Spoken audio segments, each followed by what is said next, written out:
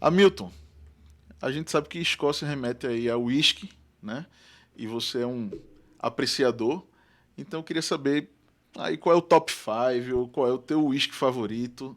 O que é que você coloca aí? Inclusive Recife é uma das cidades que mais toma, eu não sei se é whisky ou aquela marca específica, né? O Red Label, o Johnny Walker. Per capita, não é isso? Não é isso? Não tem um indicador desse que Recife se destaca, né? Olha, Tiago, esse é um tema que, sem dúvida alguma, a gente passaria aqui Tem que ser um horas, podcast inteiro só para horas, whisky. horas falando sobre isso. E se você me convidar, eu virei e farei isso também. Vamos fazer. Mas assim, o uísque, eu costumo dizer para quem me pergunta, né, eu tenho um perfilzinho no Facebook que fala muito sobre o uísque. É um perfil chamado de A Confraria do Uísque. E lá a gente publica algumas coisas sobre o uísque também. Né? No próprio site do Clã McHamilton, né? que é o meu clã, minha família, é o clãmchamilton.com.br. Eu tenho lá alguns links de textos que eu já escrevi sobre uísque, sobre alguns tipos de uísque. Acho legal.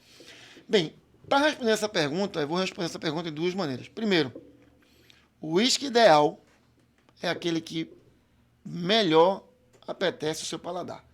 Então, não tem uma marca, não tem um rótulo que não, esse aqui é o melhor. E muito menos o preço. Preço nunca mediu qualidade de uísque, em lugar nenhum no mundo. Então, na verdade, o uísque ele tem muito a ver com o que você se sente bem. Eu me sinto muito bem na categoria de uísque chamada de single malt. Então, você tem a categoria de uísque que são chamados de blended, né? Eles são, como o nome transliterado quer dizer a mistura. Então, o uísque é uma fórmula química. Então, você escolhe que sabor você quer sentir no uísque. É floral, tantos por cento de uísque de uma região chamada Lowlands. Não, eu quero algo mais forte, tantos por cento de uísque da região das Highlands. Não, eu quero algo mais agressivo ainda. Vamos buscar o uísque das ilhas, né, cujo malte é salgado. E por aí vai. Então, o uísque é uma fórmula química. Daí surgem os blenders, né? Como, por exemplo, o Red Label, né? o próprio Chivas, né? E N outros. Na categoria dos single malts, que é essa que eu me identifico muito, que são uísques que eu tenho a certeza de que eu vou estar tomando exatamente aquilo que foi pensado, né, pelo Master Blender, né, que é o chefão da destilaria, responsável, né, por escolher os maltes, por escolher os barris. Tudo isso impacta no sabor do uísque. E tem um uísque que me agrada muito, muito mesmo. Né? Se eu pudesse listar aqui alguns, eu falaria do Laphroaig, da destilaria Laphroaig. Quando o tema é single malt, o nome do uísque é o nome da destilaria. Quando o tema é blended, por exemplo, como Johnny Walker, a destilaria não é Johnny Walker, a destilaria é Kilmarnock. Então tem diversas modificações. Mas no single malt, o nome dele é o nome da destilaria. E o Laphroaig, ele me apetece bastante. Por quê? Porque ele é um uísque chamado de turfado. O que é um uísque turfado, né? A turfa é o solo escocês, né, que é retirado em blocos e colocado para justamente defumar o malte. Cara, Então, o local de onde vem aquela turfa, ele impacta no sabor do uísque diretamente. E o Laphroaig é de uma região das ilhas, na Escócia, né, que tem outras destilarias nessas ilhas também, que são muito conhecidas por produzirem uísques de altíssima qualidade. E o Laphroaig, ele não fica atrás. Não é um uísque caro, a gente não está falando aqui de algo que seja inacessível, tá? Mas a gente está falando aqui, aqui no sim, Recife a gente encontra ele. encontra sim, você encontra aqui É? no Recife, tá? Num local chamado Casa dos Frios e Sério? num local chamado DLP. Sim, ali Você na vai, Abdias. você vai encontrar esse uísque, ele é um espetáculo. É impossível ele é tampa de rolha, tá? Você tirar a tampa e quem tiver a pelo menos 2 metros de você não sentir que você abriu um Laphroaig. Ou pelo menos você abriu um uísque. Pode não saber qual é, mas vai sentir o aroma do uísque. Cara, Então isso é muito característico.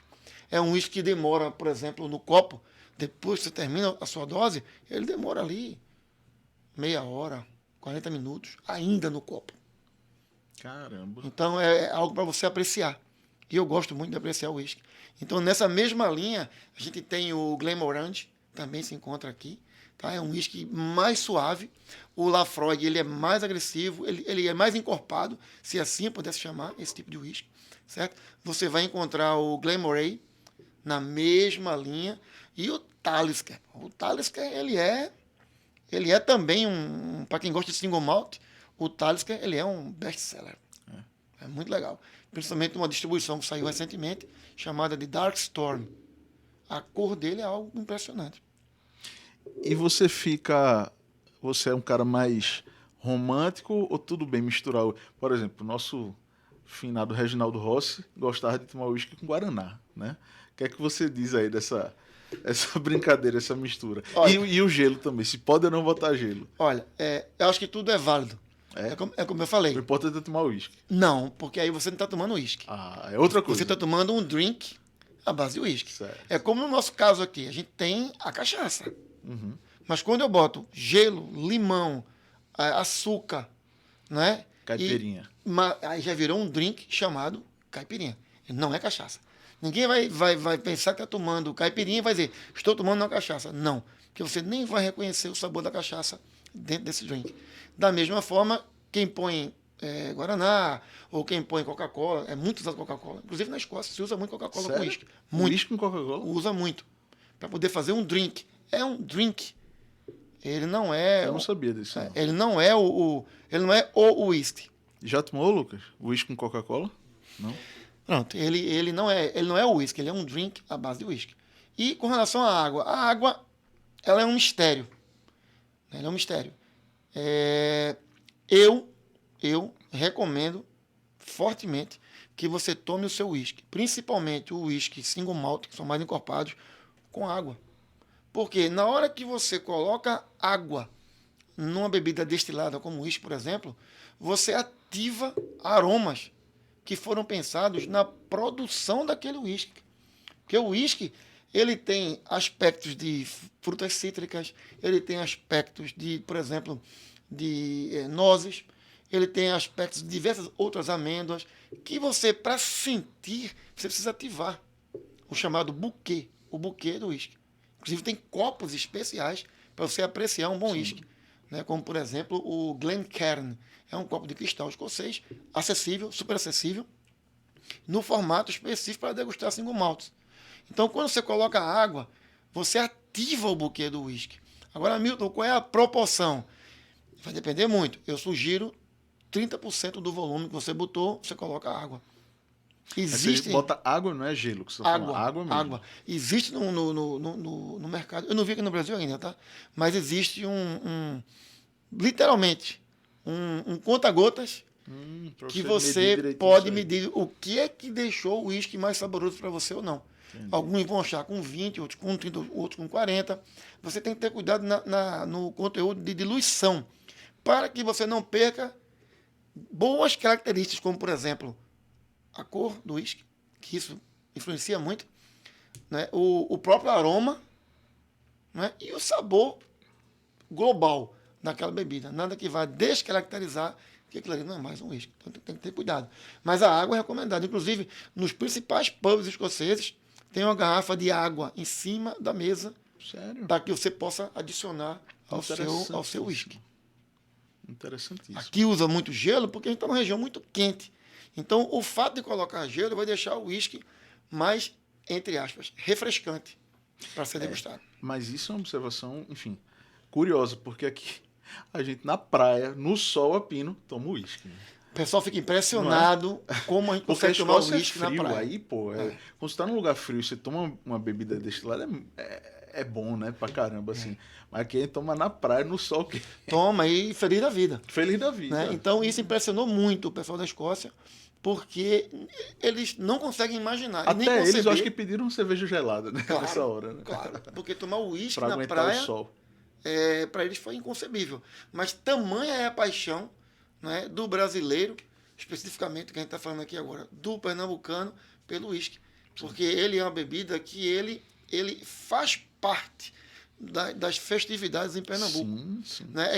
Muitas vezes é inconcebível um bom casamento que não tenha rodadas e rodadas e rodadas de um bom uísque. Não, nunca vi. Eu nunca vi, né? Pô, Faz parte do... o uísque, ele foi abrasileirado. E ele faz parte, né, do dia a dia, né, do brasileiro, sem dúvida. Fortemente. Fortemente. Fortemente. Sem dúvida alguma. E aí uma pergunta interessante. Você falou de vários uísques escoceses. Que até se fala, vamos tomar um Scotch, né? Aham. E fora da Escócia, tem alguma coisa boa que você ressalta e não? Tem um uísque tal, não escocês, e que seja muito bom. Que você Olha, goste. Existem classes de uísque com relação à matéria-prima, né? Uísques de grão, né? Uísques O Jack de Daniels, malte. né? E aí vem Que é de milho, que né? vem a questão dos bourbons, né? Por exemplo, o Jack Daniels, ele é um bourbon, né? Aquela região, para quem conhece bem ali os Estados Unidos, aquela região de Kentucky, né? É uma região que ficou muito forte na produção, né, de uísque, principalmente depois vamos chamar assim, Revolução Separatista nos Estados Unidos, né, onde a remessa de uísque e de diversos outros produtos do Reino Unido para os Estados Unidos ela foi cancelada. Então eles tiveram que se virar de alguma forma. Como podia. E aí descobriram que eles poderiam também, né, destilar um outro cereal, que era o milho, que se tinha, né, se tem até hoje em abundância nos Estados Unidos. E aí descobriram que tanto o milho como cereal para destilar e gerar o álcool, como também os barris de carvalho norte-americanos, eles tiveram uma função preponderante na cor, no aroma, né, dessa bebida que surgiu aí fortemente, que é o bourbon, né? Se chama, né, de uísque também, mas é comumente chamado de bourbon.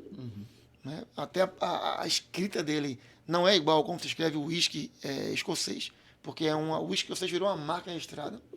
E quando você está viajando, se você quiser tomar um uísque escocês, você não pode pedir, eu quero um uísque. Se você quer um uísque, eles vão trazer um bourbon, por exemplo. Se você quiser que quer um Scotch, eles vão trazer um uísque que foi produzido na Escócia. Sim. Então tem essa diferença também quando se fala em uísque, principalmente nos Estados Unidos. Se falar uísque, vem bourbon para a mesa. Mas se você falar Scotch, aí vai vir um produzido na Escócia, na pátria mãe. Da pátria mãe.